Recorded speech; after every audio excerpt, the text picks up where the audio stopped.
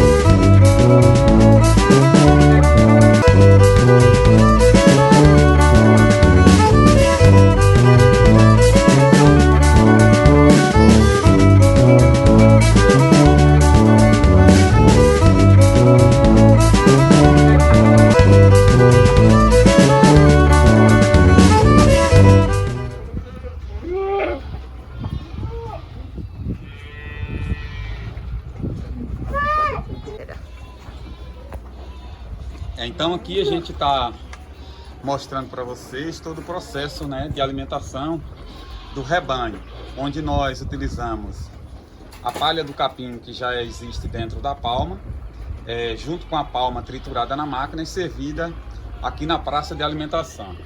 Essa praça de alimentação a gente projetou ela para que os animais tivessem a maior qualidade na alimentação possível. Ou seja, um alimento, além de ser um alimento nutritivo, além de ser um alimento energético, ele também precisa ser um alimento limpo. Porque às vezes a gente costuma ver o alimento ser fornecido de qualquer maneira. Então os animais acabam sujando esse alimento com fezes, com terra, com outros elementos que vai prejudicar a saúde do animal e também a qualidade do produto final, que é o leite. Então, quando você recebe um leite que ele foi produzido de forma errônea, ou seja, utilizando mecanismos errados, acaba no final produzindo um leite de má qualidade e com isso o consumidor também recebe esse produto de má qualidade. Então a nossa preocupação maior é com essa parte de higienização também dos animais. Quanto mais higiene tem na alimentação, na ordenha, mais qualidade eu tenho no produto na hora de fornecer ao meu cliente. E com isso, uma maior valorização para a gente poder ter, no final, um reconhecimento de um trabalho de qualidade, de um produto de qualidade e as pessoas terem orgulho de consumir esse alimento. Às vezes as pessoas consomem alguns alimentos que quando conhece o processo, ele acaba não querendo continuar consumindo esse alimento. E a nossa preocupação é realmente o cliente cada vez mais ele ter tranquilidade para consumir esse alimento, pois esse alimento ele tem o maior cuidado possível para ser fornecido, tanto aos animais quanto chegar na ponta final lá no consumidor. Então, como vocês estão vendo, os animais ficam enfileirados por fora do coxo, onde nós conseguimos aqui alimentar 30 vacas que estão em lactação. Das 30 tem 19 em lactação, as outras estão prestes a parir. Então assim, a gente tem hoje uma produção em torno de 250 litros de leite médio. A projeção é chegar ao final do ano com 400 litros de leite. Então tem alguns animais jovens que estão entrando no rebanho e a gente vai poder ter essa produção aumentada. Então, como vocês estão vendo, os animais consomem com tranquilidade, aqui o alimento, não precisa estar disputando esse alimento. Então assim,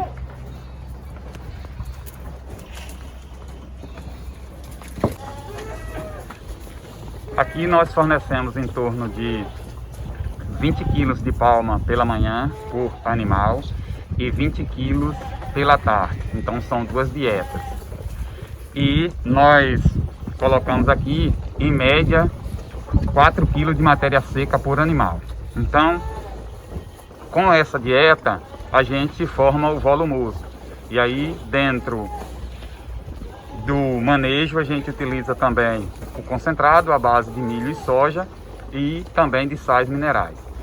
Então assim, esses animais eles acabam consumindo uma quantidade pequena de alimento em relação aos bovinos, pois a gente cria a raça Jersey, que é um animal de pequeno porte e que tem uma conversão alimentar muito boa. Então a gente fornece a elas em torno de 40 a 45 quilos de palma diariamente e em torno de 4 quilos de matéria seca, que é o feno ou o capim fornecido aos animais.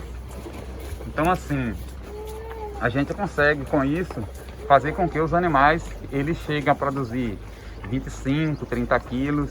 Então hoje nós temos uma média de 15 quilos de leite por animal. Lembrando que a gente chega a ter pico de 20 e ter lá no final da lactação com 10, 12 quilos. Então na média a gente tem em torno aí de uns 15 quilos de média. Esses animais eles são confinados, né, numa área. A propriedade é uma propriedade pequena de 24 hectares, porém 40% dela é reserva legal e 100% dela hoje está coberta de caatinga ou em fase de recatingamento. Então a gente fechou agora em 2021 toda a cobertura da propriedade. Então os animais hoje têm um conforto, né? Como vocês estão vendo, a gente tem a cobertura para fornecer aos animais ter um conforto térmico e poder ter uma melhor produtividade. Aqui nós temos 2 reservatórios de água, né? Onde a gente utiliza para higienizar a ordenha e também para alimentar os animais. Às vezes a gente não tem um cuidado com a água, onde às vezes a gente deixa que os animais vá consumir essa água diretamente no barreiro, onde às vezes os barreiros são pequenos e a quantidade de animal é grande. E aí eles acabam entrando para essa água, fazendo xixi, fazendo cocô, e os animais acabam não consumindo a quantidade adequada para a produção. Aqui nós adotamos um sistema onde nós cercamos o barreiro e colocamos, através de bomba, a gente traz essa água até um reservatório. E tem o outro que recebe água da chuva, dos telhados. Então, essa água vindo para esse reservatório, que é de 16 mil litros, ele vai por uma tubulação por gravidade, chegando até esses 2 tanques aqui, onde os animais acabam consumindo essa água nesses 2 tanques. Uma água de qualidade onde qualquer pessoa pode chegar e beber essa água. Então se a água ela tem qualidade suficiente de uma pessoa beber, então é essa água que você tem que fornecer para os seus animais. Então é importante lembrar isso. Então aqui é o reservatório que fica com a água e a gente fornece aqui essa água para 30 animais. Então os animais eles têm a tranquilidade de estarem ali, ó, consumindo o alimento, mas se der sede ele vem até aqui e consome a água. Então ele não tem uma preocupação de andar muito para chegar até a água. Então se é um dia muito quente, como a gente vive no semiárido, então tem muita dificuldade dos animais ter acesso à água. Às vezes a água fica distante, 1 quilômetro ou até um pouco menos de 1 quilômetro. Então no horário quente o animal ele acaba não indo consumir essa água e com isso cai a produtividade. Então aqui a gente adotou esse sistema onde a água fica próxima à praça de alimentação, então os animais bebem a qualquer hora do dia. Às vezes se imagina que os animais bebem só durante o dia, mas os animais também bebem durante a noite e principalmente pela manhã. Então, aqui facilita e aumenta a produtividade, além da qualidade do produto final, pois essa água ela não tem resíduos nem de fezes, nem de urina. Aqui é um coxo para armazenamento de alimento, né, principalmente a cevada. No momento nós não estamos utilizando a cevada na alimentação, na dieta dos animais, mas é um alimento também que é bastante utilizado na bovinocultura. Hoje nós não estamos utilizando a cevada porque nós temos muita dificuldade na formulação dessa alimentação. Então, às vezes a dieta é muito difícil você formular uma dieta com cevada. Então, por esse motivo nós não estamos usando esse tempo, estamos fazendo uma avaliação e ao final de um ano a gente vai ter a conclusão se realmente vale a pena voltar a utilizar a cevada ou não. Então, isso tudo faz parte do estudo dentro da propriedade para a gente ver a viabilidade de um alimento ou não. Então, no momento, a gente está fazendo essa avaliação. Utilizamos durante um ano a cevada e agora vamos passar um ano sem utilizar para a gente ver a resposta dos animais com a cevada e sem a cevada. Pois a gente trabalha muito essa questão da dieta dos animais, para a gente ver quanto de proteína e aí para a gente... Utilizando a cevada, a gente percebeu que a gente tinha muita dificuldade. Então, os animais, às vezes, caíam muito a produção de um mês para o outro. E aí a gente percebia que era a qualidade da cevada que não era a mesma. Então, com isso, a gente optou por estar utilizando hoje outros elementos no concentrado. Como nós trabalhamos muito a questão de custo de produção, que às vezes as pessoas têm muita preocupação dentro do processo de produção de leite, quanto de leite está produzindo. E às vezes deixam a desejar na questão do custo de produção. Quanto custa 1 litro de leite? Então, aqui como a gente faz esse trabalho de custo de produção, que é o custo de 1 litro de leite, então a cevada ela passou a ser um produto inviável. Hoje a gente compra 20 toneladas de cevada em torno de R$5.000. Então, com isso a gente tem elevado muito o custo de produção. E aí a gente optou por outras formulações para a gente diminuir o custo, aumentando a proteína, aumentando a quantidade de palma, aumentando a quantidade de capim e um capim com a melhor qualidade, ou seja, um feno com a melhor qualidade, para que a gente, dentro dessa formulação da dieta, a gente tenha uma melhor quantidade de leite e com um menor custo. Então, isso é importante para nós, o custo de produção. Então, aqui a gente vai falar um pouquinho, né, da utilização da caatinga na dieta dos animais. Então, nós temos a catingueira, que é uma planta bastante importante para nós no semiárido, pois ela tem um poder de produção muito grande. Então a gente consegue ter aqui na propriedade até 50 sacas de feno desse material anualmente. Então, lembrando que a gente pode dar até 3 cortes numa planta, tirando 80% dela e deixando 20% para fazer a fotossíntese. Então, ela é uma planta importante porque a gente consegue ter na matéria seca dela até 12% de proteína. Então, isso vai nos ajudar tanto na parte proteica dos animais, como também na qualidade da fibra desses animais. Lembrando que é um material muito pouco utilizado dentro da dieta dos animais, mas aqui a gente tem utilizado bastante e com isso a gente baixa muito o custo de produção. Além da catingueira, nós temos o aincó, né, também com 12% de proteína, e que a gente diminui em até 20% o custo de concentrado, pois a gente utiliza 20% desse material no concentrado e aí a gente consegue ter uma maior lucratividade. Temos a lã de seda com 18%, temos ainda o mata-pasto com 18%, que são plantas que não têm uma grande produtividade, pois ainda não é uma planta muito explorada dentro do manejo da caatinga. Aqui a gente utiliza o que nós temos dela. Não temos grande produção, mas não deixamos de aproveitar. Além dessas plantas que falei, a gente tem ainda a aroeira, temos o angico, temos o barbatimão. São plantas utilizadas na parte medicinal. E só que quando nós utilizamos essas plantas, nós fazemos o que nós chamamos de multimistura. Então são cerca de 11 plantas da caatinga: aroeira, angico, umburana, caraíba, barbatimão, jurema, umbuzeiro, umburana. E então nós utilizamos todas essas plantas trituradas e formado um farelo, e a gente fornece aos animais tanto no sal mineral como também dentro do concentrado, para que a gente consiga ter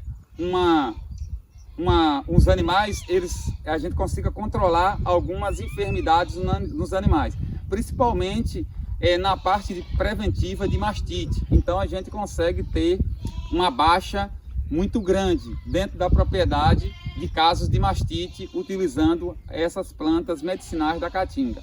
Então a caatinga ela tem essa importância também dentro do processo aqui dentro do projeto. Nós utilizamos muito e falamos, às vezes as pessoas não entendem, com a pequena propriedade ela pode ter uma grande produtividade, pois dentro da caatinga nós temos a palma e temos o capim, e aí transformamos 1 hectare em 3. Se eu tenho 1 hectare de caatinga, 1 hectare de capim e 1 hectare de palma, eu transformo esse hectare em 3 hectares na parte de produção. E com isso eu elevo a minha produtividade e baixo o meu custo de produção, e acaba que a família ela tem uma maior rentabilidade. Lembrando que esses produtos são naturais, e aí evita que a gente use alguns medicamentos químicos utilizando apenas esse material da caatinga. E com isso a gente tem, além do alimento de boa qualidade, uma boa rentabilidade.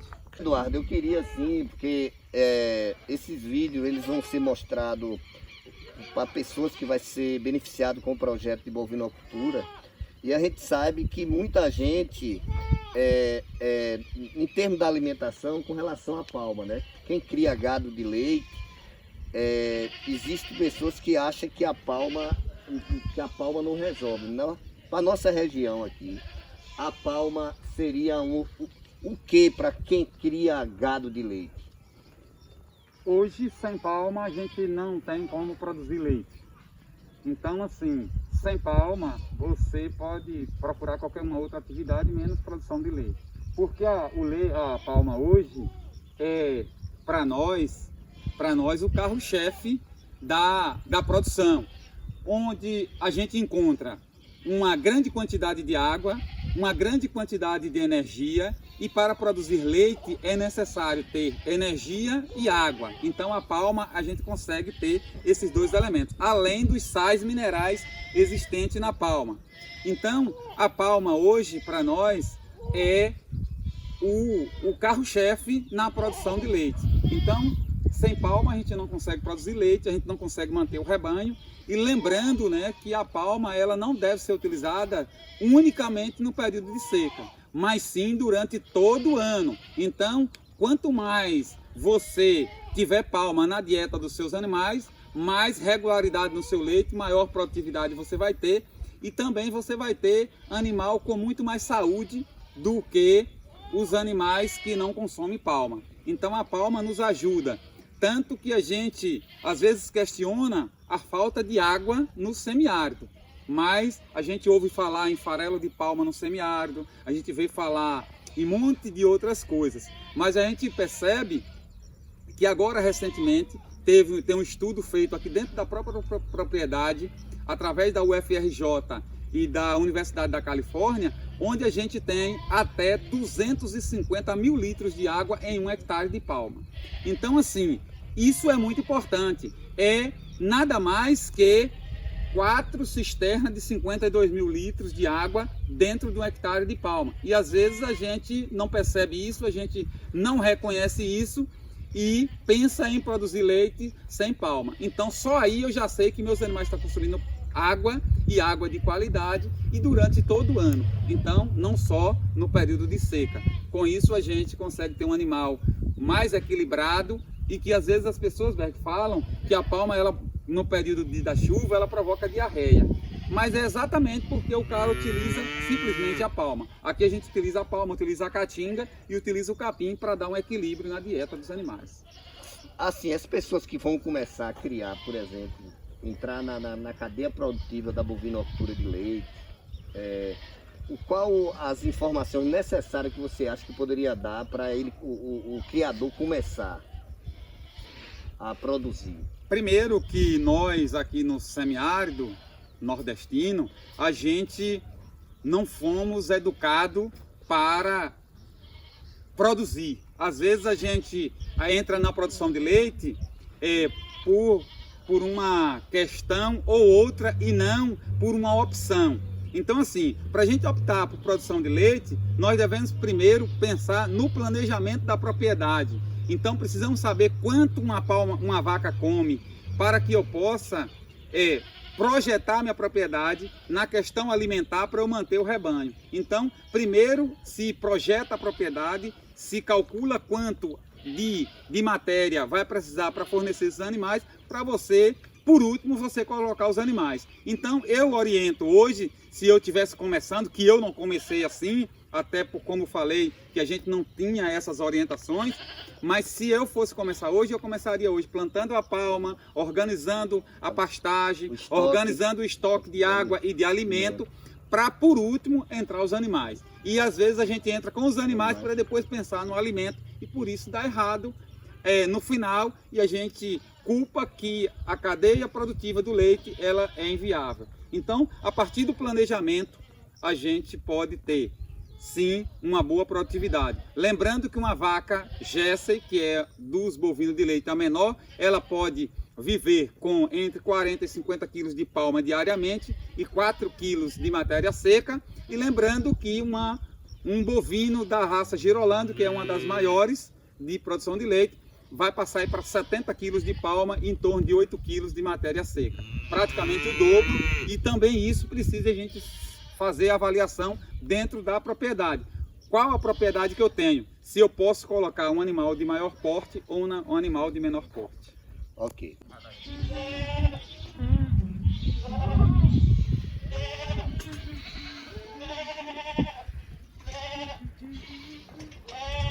A distância é uma adaptação das atividades de assistência técnica e extensão rural do Bahia Produtiva, projeto do Governo do Estado da Bahia por meio da Secretaria de Desenvolvimento Rural do Estado da Bahia, executado pela CAR, Companhia de Desenvolvimento e Ação Regional, com recursos provenientes de acordo de empréstimo com o Banco Mundial. Essa modalidade visa dar continuação às atividades de capacitação e apoio para produtores, associações, cooperativas, empreendimentos produtivos e agentes comunitários rurais.